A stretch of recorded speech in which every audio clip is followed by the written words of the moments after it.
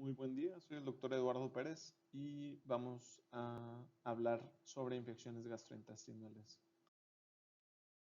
Las infecciones gastrointestinales son la segunda causa más frecuente de consulta del médico general, por lo que es muy importante que ustedes estén familiarizados con todos los tipos de infecciones.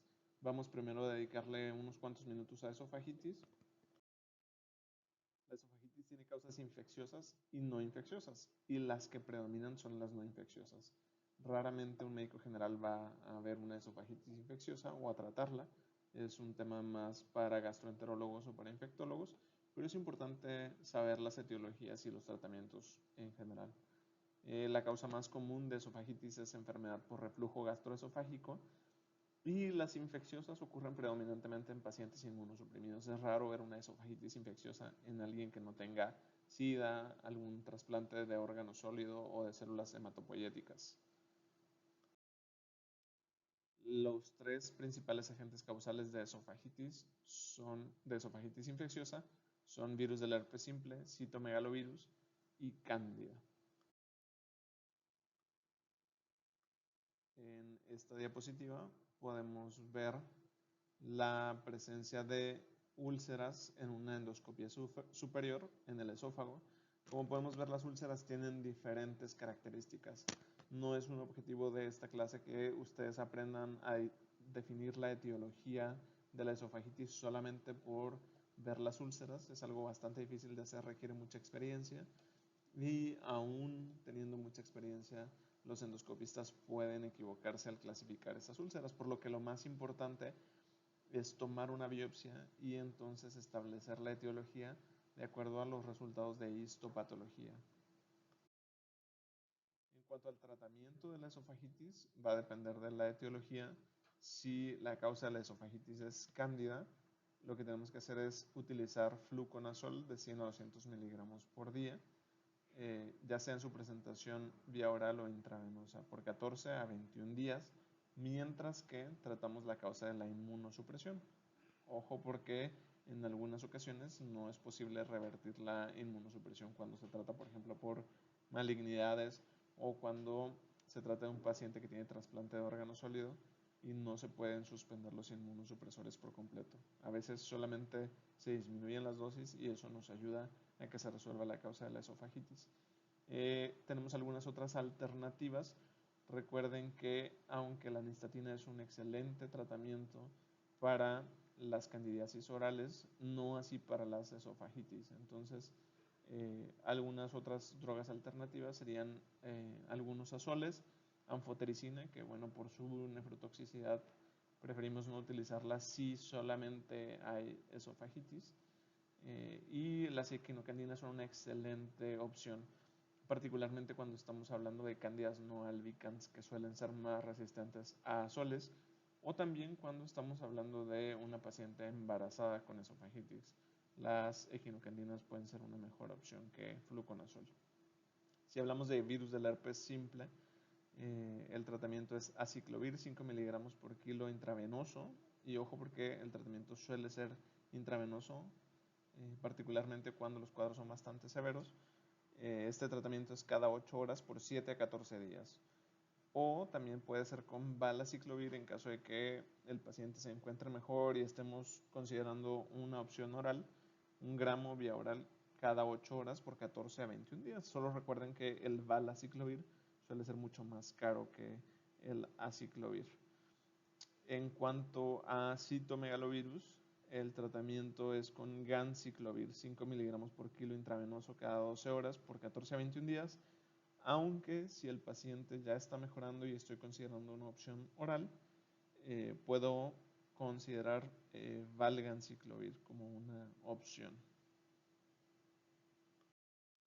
Hasta ahí esofagitis, como les comenté no vamos a ahondar mucho y a continuación vamos a ver la causa más común de consultas por infección gastrointestinal, que es la diarrea no inflamatoria. Las infecciones gastrointestinales no inflamatorias, ya les había dicho, la segunda causa de infección más común en los humanos.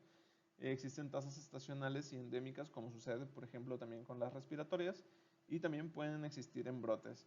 Las tasas de infección, así como los agentes etiológicos, varían dependiendo de la edad del paciente que estemos tratando, del clima y de la geografía, y se pueden dividir en adquiridas en la comunidad y asociadas a los cuidados de la salud. Los patógenos más comunes en este tipo de infecciones son los virus, y eso es muy importante, tanto en las infecciones respiratorias como en las infecciones gastrointestinales, que son la primera y segunda causa más común de consulta del médico general en cuanto a infecciones se refiere. La causa más común de todas estas siempre es viral. Cuando yo pienso en una diarrea no inflamatoria, es decir, que no tiene sangre o no tiene pus, en la valoración microscópica de las heces, lo más común es que yo me esté enfrentando a un virus.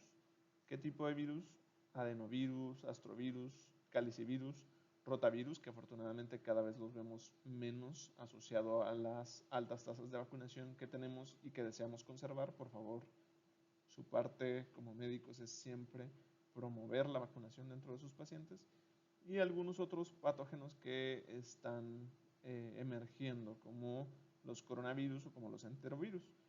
Hoy en día se preguntarán ustedes, ¿coronavirus se está refiriendo a la enfermedad COVID-19? Y pues sí, ese es uno de los virus que pudiera llegar a causar diarrea, pero clásicamente y comúnmente en cuanto a los virus asociados a diarrea, me refiero a los otros coronavirus ya establecidos en la población, que están presentes todo el tiempo y no al brote actual de COVID-19.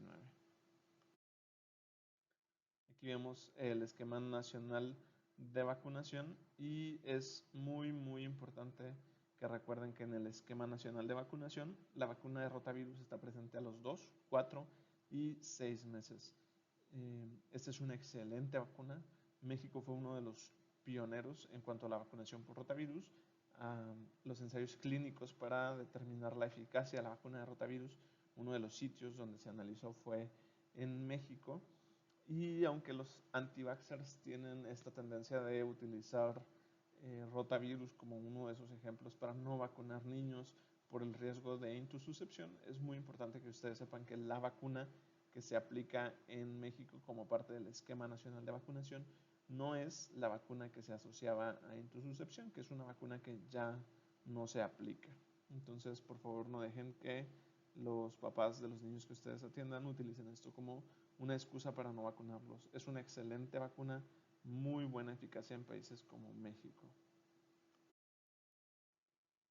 La diarrea del viajero representa una de las causas de diarrea no inflamatoria más comunes, y es que aunque nosotros estamos muy acostumbrados a enfrentarnos a patógenos como E. coli, enterotoxigénicas y enteroagregativas, las personas que nos visitan de otros lados pueden no estarlo. Otras de las causas bastante comunes de este tipo de diarrea son Shigella, Salmonella notifi, Campylobacter jejuni, que recordemos que Campylobacter jejuni está asociado al desarrollo del síndrome de Guillain-Barré, Giardia, Cryptosporidium, Cyclospora, que las personas que son inmunocompetentes no deberían tener problema para combatir agentes oportunistas como Cryptosporidium o Cyclospora, aunque de cuando en cuando podemos llegar a ver brotes de estos agentes en poblaciones inmunosuprimidas como en los pacientes con SIDA. Tenemos también causantes del diarrea del viajero al norovirus, que clásicamente está asociado a brotes en cruceros, y a entamoeba histolítica, que entamoeba puede llegar a causar abscesos hepáticos, que aunque en la literatura de primer mundo está clasificada como causantes de diarreas de viajeros, en nuestro país es una causa frecuente de diarrea, aunque no nos demos cuenta, y también es una causa muy frecuente de abscesos hepáticos. Entonces, los abscesos hepáticos por entamoeba histolítica sí es algo que ustedes van a ver muy frecuentemente en su práctica, o que tal vez en alguna ocasión lleguen a ver si es que no se dedican a alguna de las ramas de la medicina interna. El tratamiento de estas es con metronidazol primordialmente, y este tipo de abscesos no se drenan, son abscesos que se pueden determinar su etiología ya sea por PCR o se puede determinar también por medio de serologías. Y aquí tenemos otra herramienta diagnóstica muy, muy útil. Este es solo un ejemplo. Este no quiere decir que es la única marca que existe, solo es una de las que más tenemos disponibles en México. Y es un panel gastrointestinal de PCR. Y en ese panel gastrointestinal se analizan al mismo tiempo 22 PCRs para todos estos agentes que están ustedes viendo en la diapositiva. Es muy útil porque tiene una especificidad muy, muy alta. Y si uno de estos está presente, pues quiere decir que eso está presente en las heces. Ojo, porque tener un panel gastrointestinal de PCR positivo para alguna de estas cosas no quiere decir que la diarrea de mi paciente esté directamente relacionada con eso.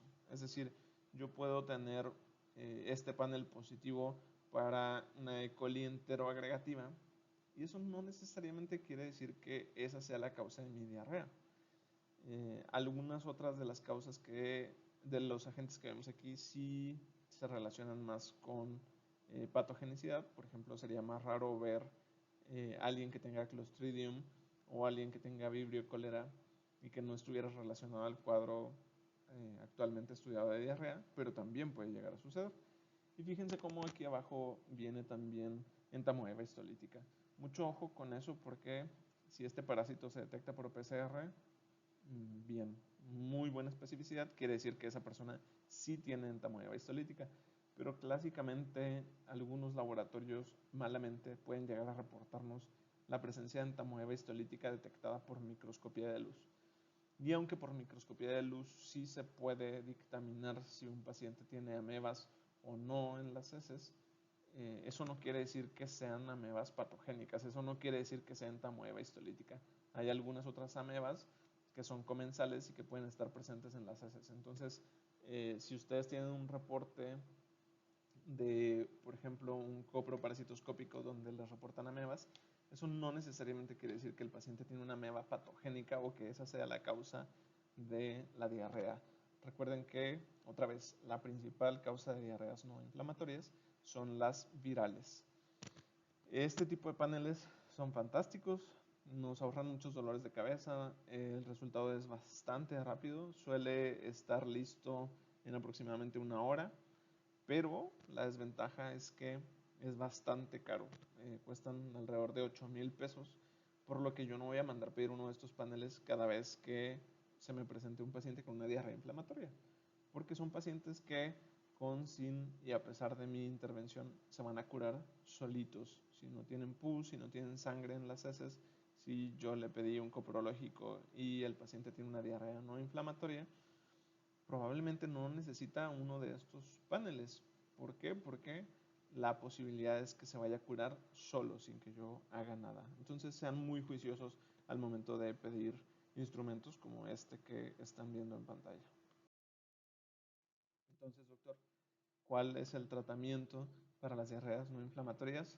Pues nada, hidratar a los pacientes, valorar si es que tienen algún dato de choque hipovolémico, como taquicardia, como alteraciones en los tegumentos y rehidratarlos como sea necesario, dependiendo si estamos hablando de un paciente pediátrico o un paciente adulto, o si tiene ya datos de choque importantes que requieran hidratación intravenosa. Pero la gran mayoría de estos pacientes, adultos o niños, lo único que necesitan es que los rehidratemos con alguna solución como suero vida oral, como alguno de estos sueros que venden en las farmacias, que bueno, no es que yo favorezca algún nombre, pero el que ustedes quieran ponerle, suerox o electrolito, pedialite. Todos esos son bastante buenos, incluso los artesanales. Si solamente tomamos agua y a eso le ponemos azúcar y sal, lo más probable es que mi paciente se vaya a recuperar bien de esta diarrea no inflamatoria. Esto cambia cuando estamos hablando de enteritis inflamatorias. Estas se presentan con pus y con sangre en las heces que se evidencian por tener un coprológico donde en el microscopio el químico nos está diciendo que está viendo eso. La microbiología es un poco diferente. Aquí tenemos algunos tipos de Shigella, también Campylobacter jejuni, que ya lo habíamos mencionado, también entamoeba histolítica. Ojo porque pueden causar cualquiera de los dos cuadros. Algunos vibrios, Salmonella typhus y no typhi, y las yersiniosis. Los síndromes disentéricos agudos están influenciados por el inóculo inusualmente bajo que requieren. ¿Qué quiere decir eso? Que cuando yo desarrollo una diarrea no inflamatoria, por ejemplo, por virus, necesito consumir una cantidad importante de esos virus para que atraviesen los mecanismos normales de defensa de nuestro cuerpo, como el ácido en el estómago, y alcancen a llegar a algunos vivos al intestino para generar este daño. Es decir, para tener una diarrea no inflamatoria, pues necesito consumir una cantidad importante de caca en lo que como, o que la contaminación a mis manos, la contaminación fecal oral, sea bastante importante. No así con las diarreas inflamatorias. Los que causan diarreas inflamatorias generalmente con poquita caca, con poquitas bacterias que yo consuma, si es que está contaminado con alguno de estos agentes, puedo enfermarme severamente. Con que solo un vibrio cólera llegue vivo al intestino, ese puede hacer suficiente daño como para llevarme a una hospitalización. En los menores de 5 años es importante tomar en cuenta las salmonelas no tifoideas, sobre todo en países en desarrollo como el nuestro, seguidos de Campylobacter o de Yersinia enterocolitica. Y ojo, porque aquí también entra en juego E. coli 0157, que ahorita vamos a discutir más a detalle. E. coli 057 es un serotipo de E. coli que puede tener producción de una toxina en la que al momento de destruirse la bacteria se liberan grandes cantidades de esta endotoxina.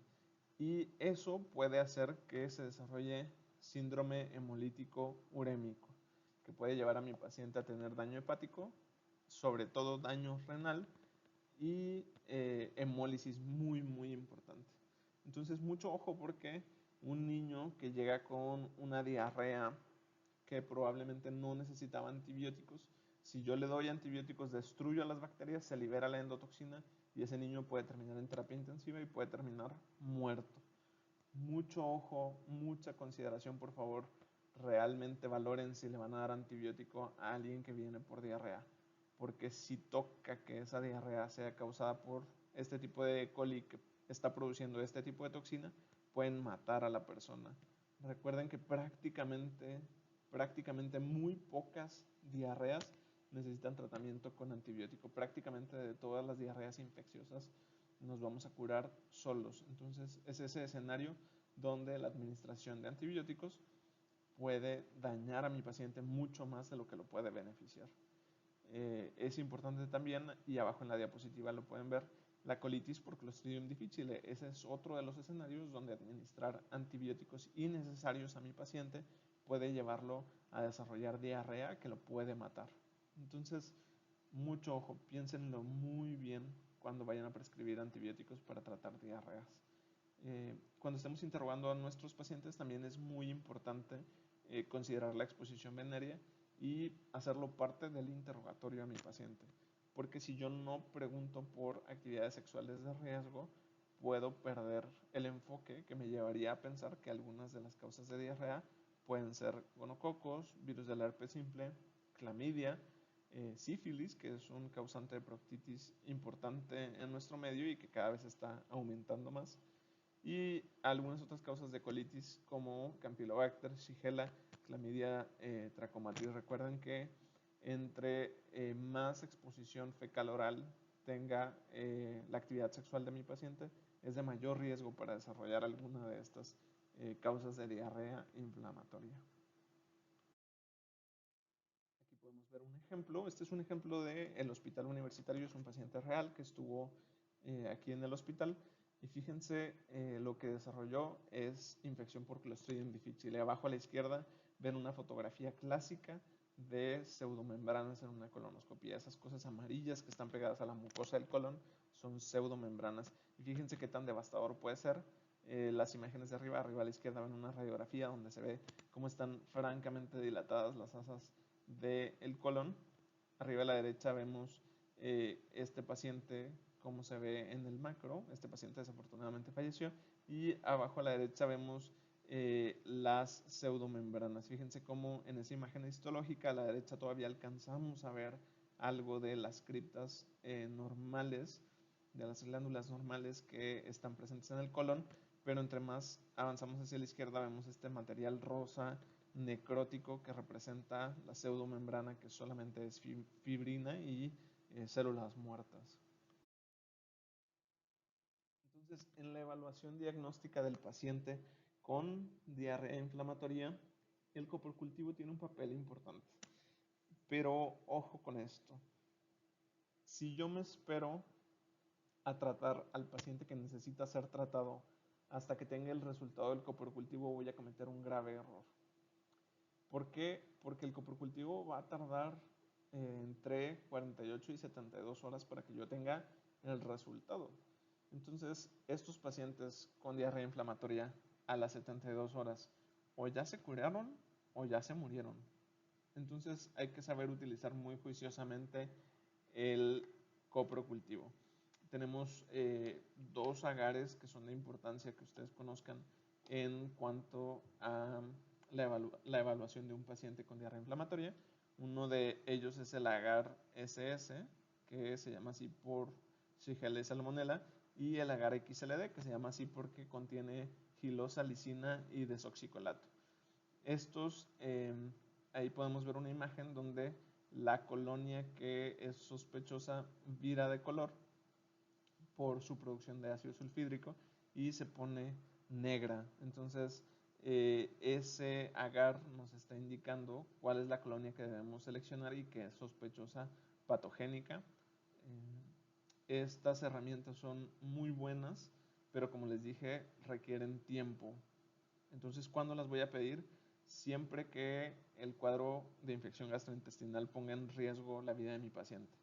¿Por qué? Porque si está en riesgo la vida de mi paciente, inmediatamente yo inicio antibióticos y entonces ya en 72 horas cuando tenga el resultado voy a saber nombre y apellido de esta bacteria y voy a saber si puedo descalar antibióticos, es decir, si puedo ajustar mi tratamiento antibiótico para cambiarlo de un amplio espectro a un espectro más angosto que vaya dirigido hacia la bacteria que aísle y que disminuya la selección negativa de bacterias resistentes. Otra vez esta diapositiva. ¿Por qué? Porque es muy importante. Es mucho más útil este tipo de PCRs en el tratamiento, en el diagnóstico y tratamiento de diarreas inflamatorias. Nada más, otra vez, mucho ojo. Si yo tengo un paciente con una diarrea inflamatoria que lo está matando y le mando pedir uno de estos paneles y me sale una E. coli enterogregativa, una E. coli enteropatogénica, una E. coli enterotoxigénica, esa no necesariamente es la causa de la diarrea de mi paciente. Entonces, si yo pido el estudio es porque estoy consciente de que lo debo analizar con mucho cuidado y debo de pensar cómo esto va a afectar las decisiones terapéuticas que yo tomo. Mucho ojo. Tener una de estas bacterias no necesariamente implica que esa sea la causa de la diarrea, por lo que analizo los datos muy juiciosamente. Si yo tengo un paciente que ya estuvo con antibióticos y que ahora viene con diarrea y en este panel me sale Clostridium difficile, ok, lo más probable es que mi paciente tenga Clostridium y que debo tratarlo de manera adecuada.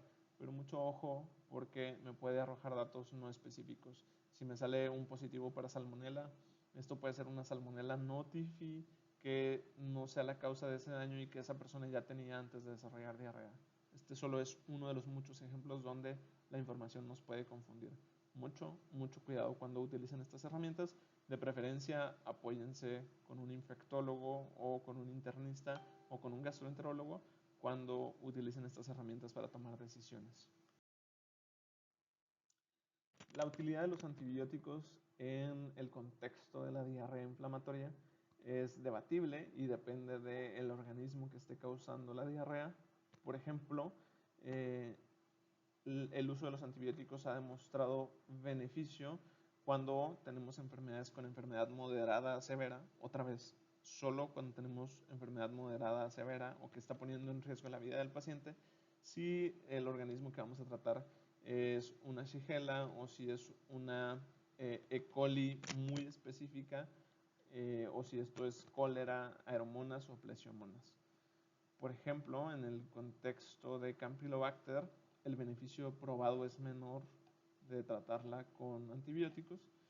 En cuanto a las salmonelas no TIFI, no solo no hay un beneficio claro de tratarlas con antibióticos, sino que los antibióticos pueden prolongar la excreción de estos organismos y por lo tanto puedo hacer que este paciente esté contagiando a más gente por más tiempo. Mucho ojo con eso. Y por supuesto, ya habíamos hablado que si la E. coli es una 057 y está produciendo toxina Shiga, no solo no voy a beneficiar a mi paciente o al niño que estoy tratando, sino que aumento la probabilidad de que ese niño desarrolle síndrome hemolítico urémico o SHU. Y pues obviamente puedo ser culpable de la muerte de un niño. Sean muy juiciosos cuando decidan utilizar antibióticos en el contexto de una diarrea inflamatoria, solamente cuando el paciente esté severamente enfermo. ¿Qué es esto? Que tenga datos de respuesta inflamatoria sistémica. Vamos a hablar un poco de fiebre entérica. La fiebre entérica, su epidemiología o su transmisión es particularmente fecal-oral y estamos hablando aquí de Salmonella entérica serotipo TIFI predominantemente. Si vemos en la imagen de la derecha, la distribución es particularmente alta en algunos países de bajos recursos, particularmente alrededor de India, pero nosotros tenemos una prevalencia pues mediana, entonces sí es algo que vamos a estar viendo con alguna frecuencia. Las complicaciones de la fiebre entérica incluyen hemorragia intestinal, perforación, encefalopatía y choque. Es decir, la fiebre tifoidea es una enfermedad muy grave. En países como el nuestro, es fácil para muchos médicos de primer nivel que no están familiarizados con toda la medicina como deberían hacerlo, echarle la culpa a los cuadros de diarrea crónica o de malestar abdominal crónico a que esto sea fiebre tifoidea. Y no es así. La fiebre entérica es un cuadro muy severo que puede matar a muchísimas personas. Si no se trata, los pacientes permanecen febriles 3 o 4 semanas y la tasa de mortalidad es alta porque los pacientes se perforan. Y también con esta puede tener acarreo crónico en la vía biliar. Fíjense, este es un cuadro de fiebre entérica donde podemos ver en el intestino varias úlceras que ponen en riesgo la vida del paciente. Estos pacientes pueden llegar con un cuadro de abdomen agudo, fiebre, malestar general, muy taquicárdicos, con muchos datos de respuesta inflamatoria sistémica. Entonces es importante no confundir los cuadros gastrointestinales crónicos de nuestros pacientes con fiebre entérica.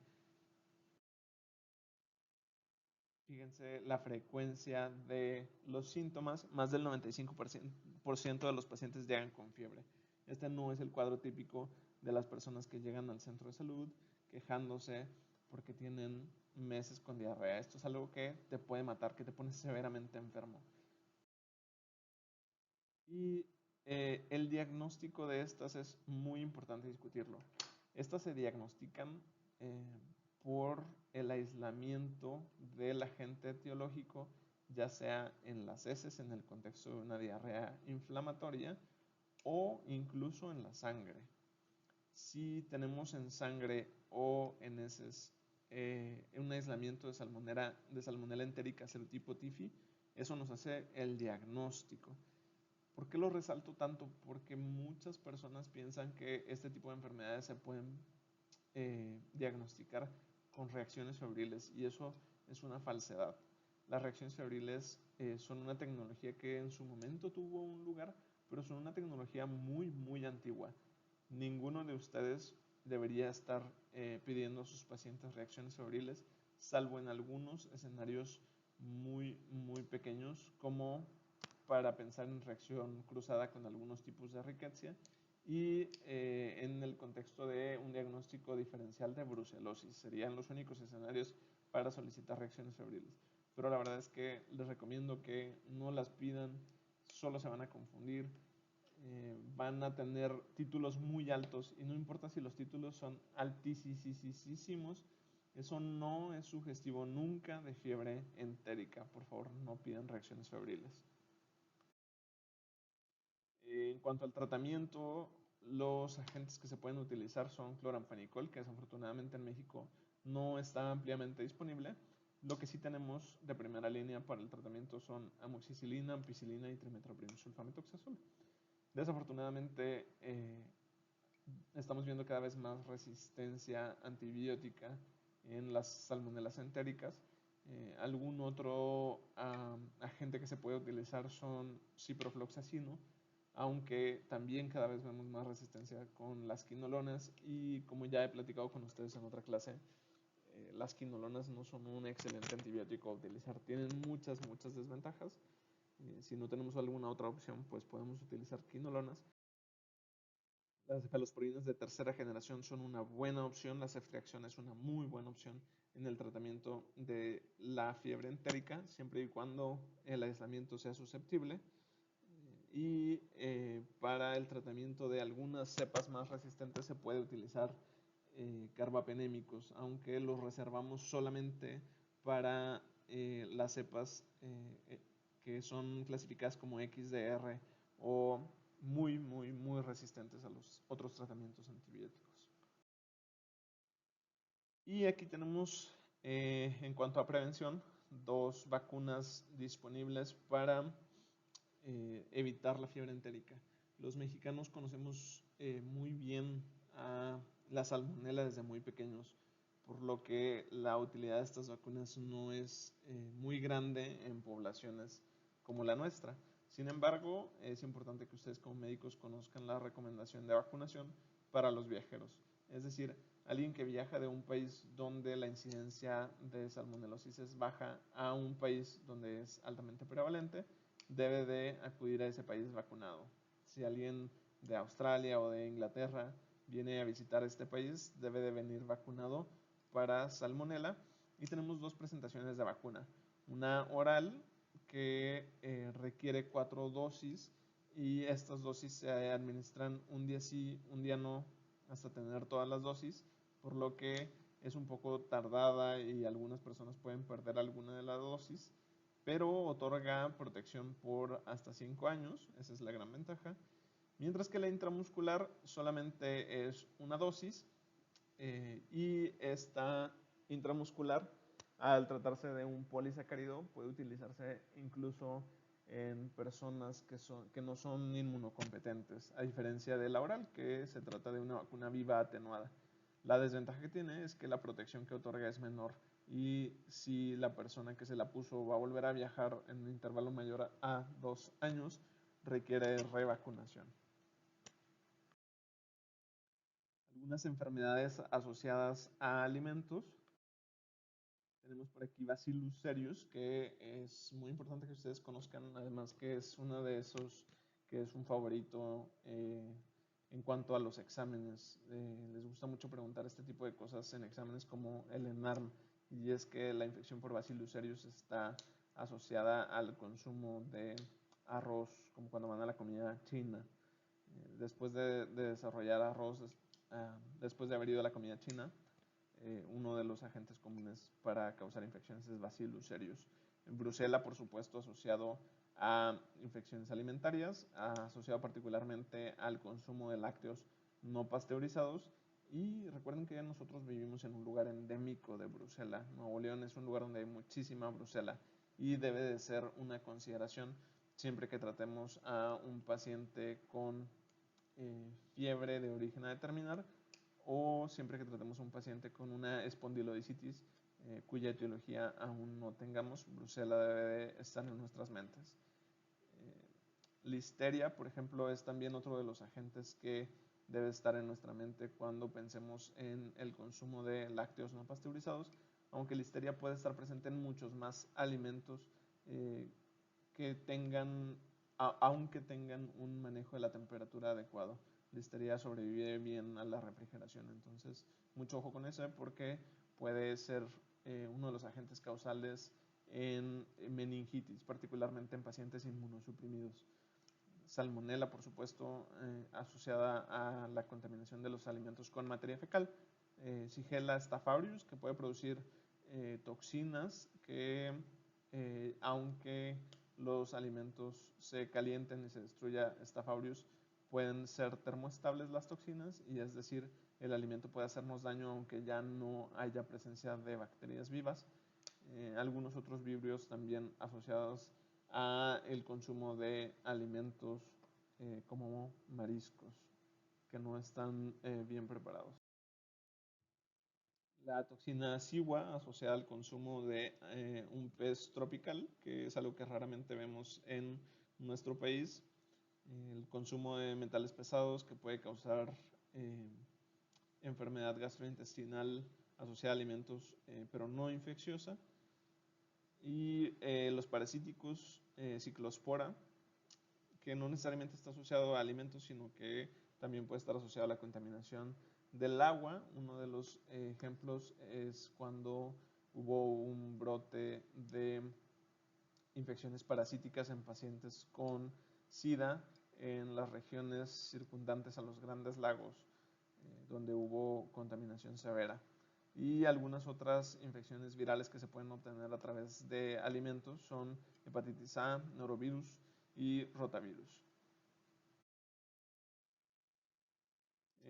Por supuesto, la contaminación de salmonela en productos de aves, como huevos, como pollo, que no están bien cocinados. Siempre traten de consumir estos alimentos bien cocidos, y que esa recomendación sea también algo para sus pacientes, predominantemente en los pacientes inmunocomprometidos. Clostridium botulinum en los vegetales que son enlatados. Mucho ojo con esto, porque esto ocasiona una enfermedad asociada a toxina, que es el botulismo. Ya hablamos de Bacillus cereus, que puede estar presente en el arroz frito, en algunas carnes y vegetales. Y por supuesto, hasta abajo podemos ver la E. coli productora de toxina Shiga, que también puede transmitirse por el consumo de alimentos contaminados, y que ya dijimos está asociada al desarrollo de síndrome hemolítico urémico. Norovirus, particularmente en ensaladas contaminadas, en mariscos contaminados, y que es más predominante en los meses de invierno. Y en cuanto a las infecciones que están asociadas a toxinas, tenemos las de enterotoxinas. El mejor ejemplo es Vibrio cólera, que afortunadamente el último brote que existió en México ya tiene varios años, y que está asociado por supuesto a la toxina del cólera. Las enfermedades por Clostridium difficile, que bueno, la causa es la toxina A y la toxina B de Clostridium difficile, y la toxina Shiga, de la cual ya estuvimos hablando ampliamente en algunos serotipos de E. coli. En conclusión, si ustedes evalúan a un paciente con un cuadro gastrointestinal con diarrea, es importante que ustedes determinen si la diarrea es una diarrea no inflamatoria o solamente acuosa, y tratar sintomático, verificar que el paciente esté bien hidratado y darle prioridad a la hidratación del paciente. Si estamos hablando de un paciente que tiene fiebre, que tiene datos de respuesta inflamatoria sistémica, y que tiene pus o sangre en las heces, debemos pensar en Salmonella, Shigella, Campylobacter, algunos tipos de E. coli, Clostridium, particularmente si el paciente tiene historia de hospitalización reciente o de uso de antibióticos, y Entamoeba histolítica si es que vive en un país como el nuestro, donde la exposición epidemiológica está presente. Ese tipo de pacientes, si tienen algún dato de respuesta inflamatoria sistémica, debemos considerar el tratamiento con algún agente antiinfeccioso. Si estamos pensando en diarrea nosocomial, es importante buscar Clostridium difficile. Y si estamos evaluando un paciente inmunocomprometido con diarrea persistente, pues es importante pensar en Giardia, Cryptosporidium, Cystoisospora, Ciclospora, Microspora, algunos tipos de Mycobacteria, algunos pacientes con Clostridium, aunque no es lo más común, y algunas otras causas de diarrea no infecciosa. Espero que hayan aprovechado mucho esta clase. Si tienen alguna pregunta, por favor me pueden contactar a mi correo electrónico md.eduardo.perez@gmail.com, donde con gusto podemos resolver algunas de sus dudas.